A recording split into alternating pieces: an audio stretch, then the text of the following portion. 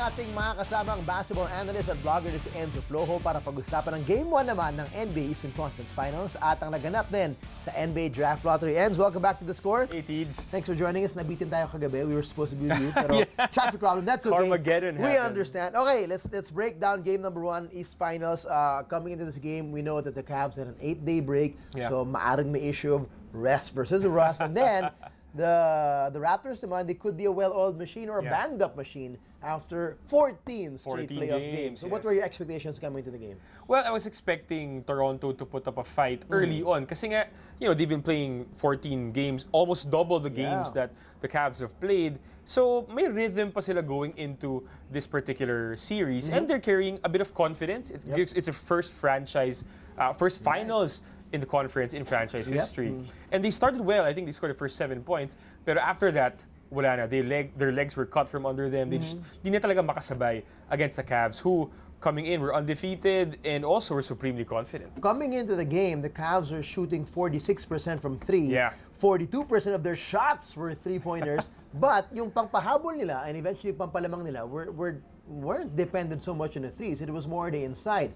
Was that a bit of an indication of how much the Raptors are missing Jonas Valanciunas? I think so. I think Dwayne Casey, after the game, he pointed out that they really wanted to run the Cavs out of the perimeter. And to a certain extent, they succeeded. So denied them the look from 3. Kasi the Cavs shot 7 out of 20 lang from long range, which is bad for their standards. Correct. But they outscored the Raptors by more than 20 points in the paint naman. Partly because of Valanciunas being absent, and partly because the Cavs adjusted well and they felt, okay, they're taking away the 3. Let's show them that we can be a balanced team, take them inside. What kind of LeBron James are we seeing now? Imagine he started the game 7 for 7, actually even 8 for 8.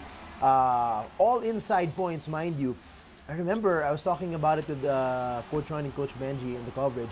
Parang 4 years ago, it was the biggest criticism against him. Duwag kang mag-post up. When he was in Miami and back when he was in Cleveland, everybody said, you're built for the post-up game, yet ayaw mo. You're trying to force a perimeter game that's not really you.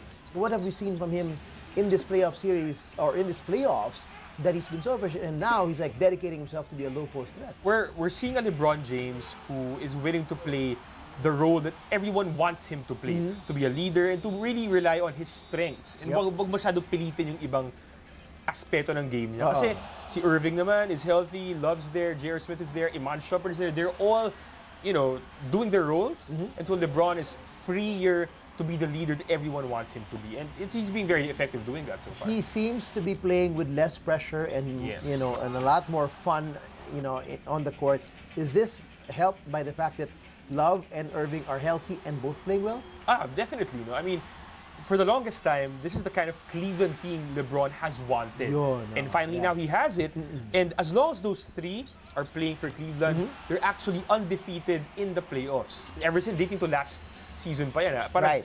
Basta silang tatlo nandun and healthy, no one's beaten them in the playoffs. Well, kasi they only played a few games against Boston. So that's a big thing going for LeBron and for the Cavaliers. And of course, he's playing loose, but also with a chip on his shoulder. Kasi nga, hindi siya yung MVP. And, he wants to give Cleveland its first NBA title in history. So all those things, gusto niyang, ma-target at ma-meet lahat ng objectives na yun. Now, before this game, the Raptors, I think in Game 6 and Game 7, even actually dating back to Game 5, DeRozan and Lowry were combining for anywhere between 50 to 60 points combined. Today, they combined for 26. Ano nangyari sa kanila? Did the Cavs figure them out, or may halong fatigue din to on these 2 guys? I think the Cavs are very underrated defensively. And I think they did their homework against DeRozan.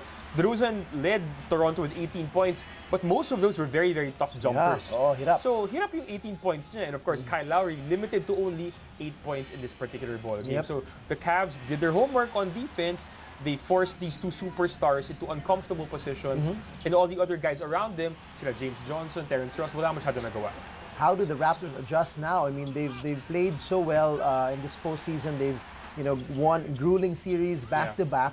But this is another level. I mean, obviously it's another level because it's the East Finals. But you're playing against a playoff-tested team like the Cavs. How do they come back? Well, definitely, the only way that Toronto will win, at least for me, is for their 2 All-Stars, si DeRozan and si Lowry, for them to really have big games. And I think they have to have that big game together in one game. They have to score high 20s or in the 30s. Because if not, no one else will do it for them. Terrence Ross is not going to go up for 30 points. Bismack Biyombo is not that kind of player as well. So may hirapan talaga sila. And defensively, they have to be airtight, perimeter, and interior, which is going to be very difficult to do because Jonas Valanciunas is not going to be around. They lost the boards big time as well, 45 to 23. That's scary. It's rare that you can win a basketball game with that kind of a rebound differential. The only team I know that did that was when the Warriors beat the OKC Thunder with that wild game. Parang 50 to 30 or something like that. But anyway, that's a big problem right there. I mean, and they're known to be a very good rebounding team. Talking about the Raptors. They're very good with Valanciunas there. But without him, even if they have some serviceable guys like Biyombo, may Luis Scola ka pa dyan na pwedeng hugot, may James Johnson ka, kahit may mga gano'n kang player, may Patrick Patterson ka pa, they're not at the level of the way Cleveland is playing right now. Cleveland is just on a different level, playing at a much higher gear. In Toronto, I'm not sure they have it in them without Valanciunas to be able to match that in a 7-game series. Well, the pace seemed to favor the Cavs. The Cavs had 16 fast break points as well. Is it a no-brainer for the Raptors to try to slow this thing down and grind it out? Well, I think they should, though. They're the less deep team. They have fewer weapons. So the conventional basketball theory will suggest na if you're the weaker team, slow down the ball game, give yourself a better chance to stay with a stronger team until the very end. All right. Well, Game 2 will be still in Cleveland, and that's going to happen on Friday morning. You can catch that as well, of course, on ABS-CBN. Channel 2, by the way, we're airing that on Channel 2 again. Let's shift over now to the NBA lottery, the thing that caught a lot of people's attention before the game started. I know a lot of Laker fans are awake early. You're wearing purple. You're wearing purple. Hulika. There you go. Okay, so let's just discuss the top 3 there. Celtics at number 3. Lakers at number 2, and the Philadelphia 76ers trust the process at number 1. What are your initial thoughts when you saw the draft lottery, the picks right there? Well, definitely happy for the many Filipino Laker fans around. I'm sure they were praying for, at least a top 3, top 4 pick, and they got a top 2 pick. Can't get any better than that. Itong Philadelphia naman, I feel half of me is happy because finally maybe this is where the process ends of rebuilding. Okay, tama na. And the upward trend finally begins. No? But the other half of me feels na this is a franchise that hasn't really been able to maximize their picks. Evan Turner was picked high. MCW won Rookie of the Year. But still, they couldn't maximize those 2 players. So I have a feeling that, okay, even if they pick, Brandon Ingram, Ben Simmons, both I think are win-win picks. Even if they pick either of those guys, feeling ko may talo pa rin tong Philadelphia 76ers. Well, one thing I guess for them is they don't have a system right now. Of course, no proven coach that has been there for quite some time. That's where it starts.